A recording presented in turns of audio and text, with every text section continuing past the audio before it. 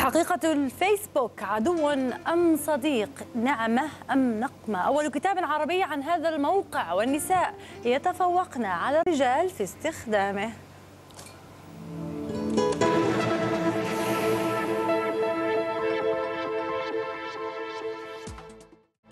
لأنك مبسوطة من التقرير ومتحمسة على الموضوع أكثر من اللازم، عشان كذا انضرب. هلا بالفاصل بشوف شو ماله وينه.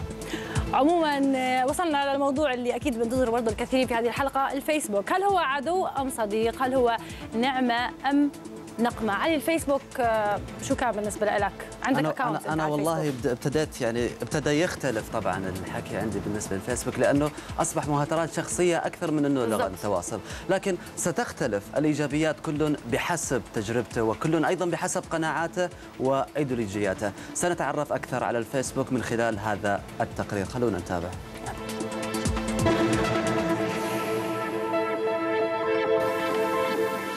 كثيرون منا يقضون ساعات طوال أمام الكمبيوتر والإنترنت، بعض ذلك مفيد وبعضه غير ذلك، إلا أن الفيسبوك تحديداً ربما أثار جدلاً كما لم يثره ما سواه.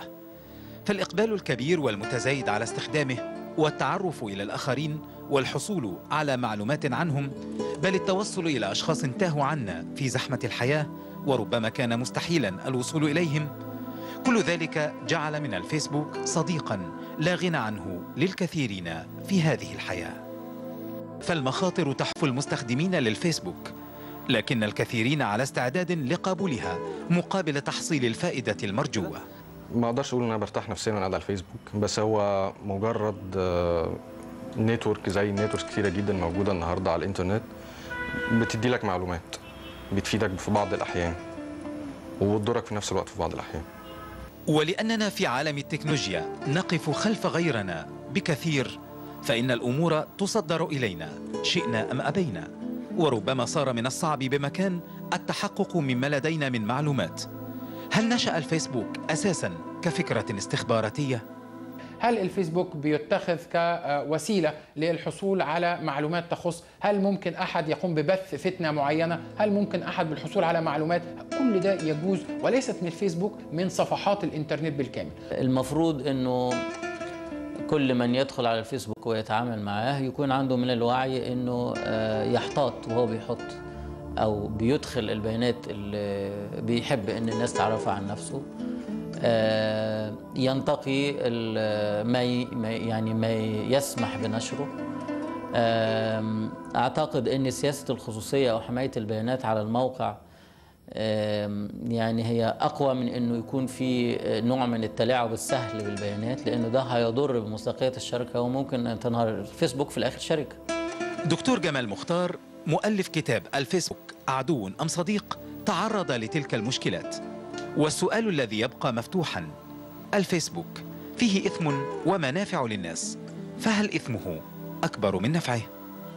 لMBC في أسبوع، محمد ترك، القاهرة.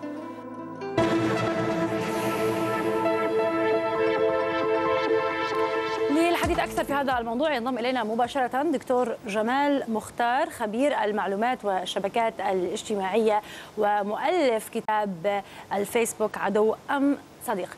سأبدأ معك من حيث انتهى الزميل محمد ترك، يعني هل تعتقد أنه أضرار الفيسبوك أكبر من منافعه؟ هو في المنطقة العربية في الطريقة اللي بنتعامل بيها مع الفيسبوك، ليه يعني ما نقدرش نقول عليه أبدا إن هو وصل لمرحلة إن هو صديق. يعني ماذا فعلنا بالتكنولوجيا؟ ماذا فعلنا بكاميرات الموبايل؟ صورنا بيها حاجات مش مفروض نصورها. ماذا فعلنا بالبلوتوث؟ نقلنا فيروسات وحاجات مش مفروض تتعمل. فاللي حصل في الفيسبوك التزوير والتحال الشخصيات والنصب والابتزاز، هذه أشياء لم تكن من المفروض أن تحدث في المنطقة العربية بهذه الطريقة، وبالذات انتحال الشخصية وما حدث من اختفاء الشباب ورا جهاز الكمبيوتر طول الوقت وتحولهم إلى ناس يعني قاعدين جوه نفسهم منطويين على نفسهم، عدوانيين جدا، عصبيين جدا. الشاب العربي لما بيقعد لحد الساعة 7 الصبح على الكمبيوتر، بعدين يجي ينام على الساعة 8 ويصحى الساعة 2 الظهر، فهذا الشاب أصبح غير منتج بالمرة. فدي حاجات طبعا كانت لازم تكون من الحاجات اللي اشرنا اليها انها لازم نوجه الشباب لم يخلق لكي يوجه، احنا لازم نوجهه. عشان نعرف نوجهه لازم اولا نكون احنا عندنا القدره على توجيه هذا الشباب. فبالتالي احنا كنا بنقول في دعوه للاباء ان هم يكونوا مؤهلين تكنولوجيا للتعامل مع ابنائهم، في دعوه للابناء اللي هو خلوا بالكم اللي بيحصل، ما ينفعش ابدا تكونوا بهذه الطريقه من السلبيه والتعامل السيء مع التكنولوجيا وبالاخص الفيسبوك. دكتور جمال، الكلام هذا كله طيب. أول شيء أنا ما مسيت عليك في البداية، مساء الخير طبعا عليك، لكن الكلام هذا اللي أنت ذكرته كلام طيب وجميل، لكن موقع الفيسبوك تستخدمه الإناث أكثر من الذكور بنسبة 69%. احنا نعلم أنه عندنا بطالة كبيرة سواء من الجنسين، الشباب أو النساء، لكن أنا سؤالي ليش النساء الأكثر استخدام؟ لماذا أول؟ وأنت اللي ذكرتها طبعا، وعلى ماذا اعتمدت أيضا في هذه المعلومة في كتابك؟ هو اول شيء السيدات عاده بيقعدوا في البيت اكتر، يعني هم عندهم يعني كميه كبيره من الوقت بيقضوه في البيت. تاني حاجه الفيسبوك ساهم بشكل كبير في القضاء على مشكله كبيره جدا، هي مشكله التعارف. ازاي اتعرف على شاب؟ زي ما احنا كشباب نفسنا نتعرف على فتيات، نفس الموضوع موجود عند الفتيات، وان كان اكتشفنا بعد الفيسبوك ان هو اكتر. هي بمنتهى السهوله انا اقدر اقول للشاب دوت اد فريند، بعد كده اي كوميونيكيت، اتجاوب معاه واتواصل معاه على الشات او غيره. بعد كده بنعمل التطورات لهذا الموضوع اللي هو مثلا هو دكتور هو حل مشاكل. دكتور هو حل مشاكل، بس اوجد مشاكل كثير.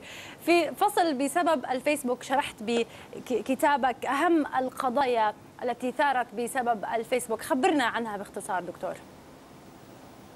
يعني حصل ان يعني احد الشباب طبعا عمل بروفايل وخد عن طريقه كميه من الفتيات وتعرف عليهم واخذ منهم فلوس وابتزهم. وفي قصه واحده تحايلت على واحد وقالت له انا بحبك، وكانت بتعرف كذا واحد من كذا منطقه عربيه، ووصل الامور لامور مش لذيذه. في المغرب سمعنا ان في شخص انتحل شخصيه احد افراد العائله المالكه وقبض عليه وحكم عليه حكم، وطلع في ناس قالت احنا معاه وناس ثانيه احنا ضده. حصل اشياء كثيره ليست يعني مش حاجات مشرفه انها تحصل في المنطقه بتاعتنا. نعم. طيب دكتور جمال مختار، يعني في بس جزئية أخيرة قبل ما نختم، اللي أنت تكلمت عنها في باب حظر الفيسبوك، تكلمت أنه في بلدان منعت استخدام الفيسبوك، وأيضا شددت على هالكلام هذا. أول شيء ليش هالبلدان منعتها ومين هذه البلدان؟ هو يعني المنع اولا يعني لازم نتفق، المنع ليس الحل.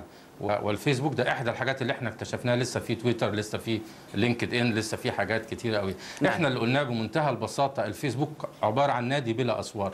نادي بلا اسوار، انت حاطط اولادك في النادي ولكن مش مطمن، لان هو اي حد ممكن يخش. اي هاكر ممكن دكتور يخش. ليه المنع؟ ليه المنع باختصار على اساس نختصر الموضوع؟ المنع اساسا في بعض الناس منعوه عشان قال لك ان هو بيؤدي لهذه الكوارث، بس طبعا المنع ليس الحل، انه ما حدش يعرف يمنعه. مهما حاولت تمنعه في طرق كثيره للتحايل عليه، ما ينفعش تمنعه. يعني من فكر في منع الفيسبوك منع في بعض الدول، ما حصلش المنع بدرجه 100%. بقى في بروكسي، بقى في طريقه بتخش بيها من مواقع ثانيه، انك ما فيش منع 100% 100%. نعم دكتور، عموما نتمنى أن يكون المشاهدين استفادوا من هذه المعلومات اللي ذكرتها وهذه النصائح، نسميها النصائح. إذا دكتور جمال مختار، خبير المعلومات والشبكات الاجتماعية، شكرا جزيلا لك. حدثتنا من القاهرة. يعني طبعا مشاهدينا الفيسبوك صديق وعدو طبعا.